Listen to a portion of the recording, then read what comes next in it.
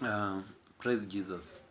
Now, in this book of First Samuel, or rather the book of Samuel, I've been learning about these two people.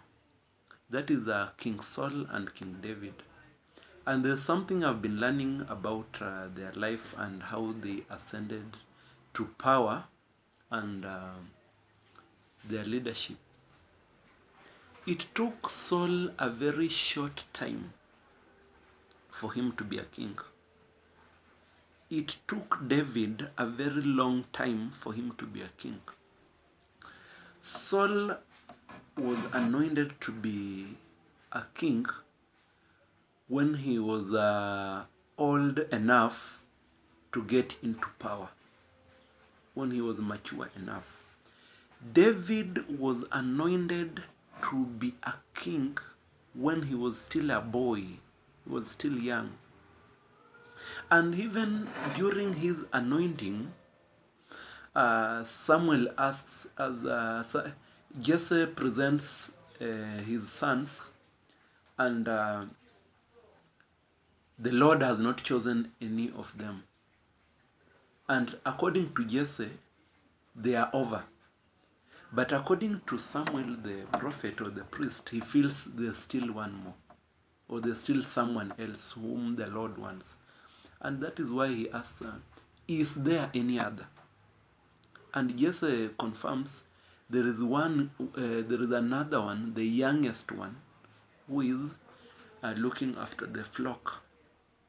And Samuel demands for David to be brought. And David is confirmed as the one that the Lord has chosen. It takes Saul a short time to be the king of Israel. Saul, we just see Saul meeting Samuel, Saul prophesying with other prophets, and people are amazed now. Is this Saul? Is this the man we have just known here? Is he also among the prophets? A very short time. And I'm always worried also about people who just spring from nowhere to somewhere, and within there is no procedure about how is this person coming from this point to this place. It gives me a lot of worries. And anytime you are springing into power and into greatness from nowhere, and there is no clear procedure to show how you are moving, I'm worried. Probably I'll know you'll one time come to fail. Praise Jesus. And now, when I look at King David, after being anointed, after being chosen, he doesn't immediately become a king. David continued to look after his father's sheep. He continued to serve his brothers.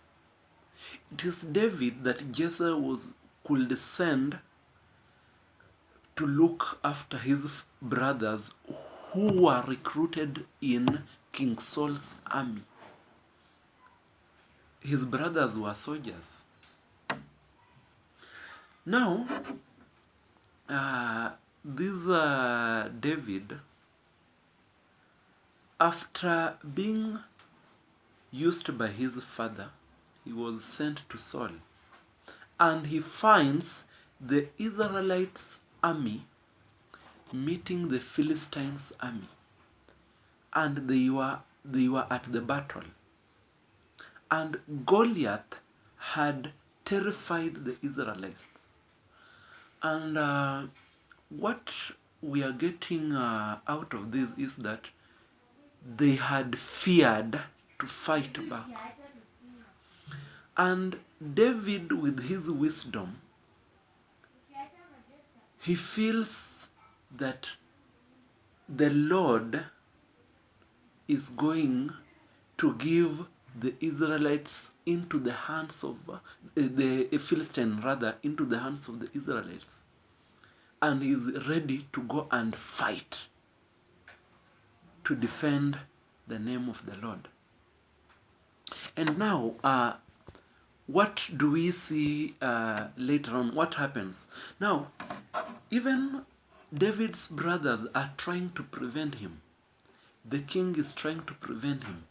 But still David feels, I should go. And after this push, then the king is dressing David to go and fight Goliath. After he has been dressed, David feels, no, I'm not comfortable with this. There is a way I'm used to. I've been fighting lions at the bush when I've been taking care of my father's sheep. I've been fighting deers and I've been killing them. And the same Lord who protected me, the same Lord who gave me the victory can still give me victory over Goliath. I will go the way I am. Goliath looks at David and says, now you, are you trying to blaspheme me? I will give you unto the dogs, and I will give your flesh unto the birds, because I'm going to kill you. And David, this is what David says. You come unto me with all your protections, with all your swords, and with all that, and with everything that you have. But I come to you in the name of the Lord, the commander of the army of the Israelites. And David won. And David started gaining fame. And David started being fought by the same King Saul whom he protected. King Saul wanted to kill David. King Saul was willing to give his daughters unto David as a snare to kill David. King Saul presented David into the battle so that he could be killed.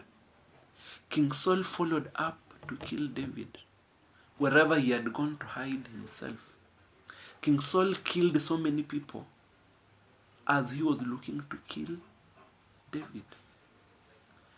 Now, all this time, King David has served as a son, as a child, as a kid, in attempt to be made mature to become a king.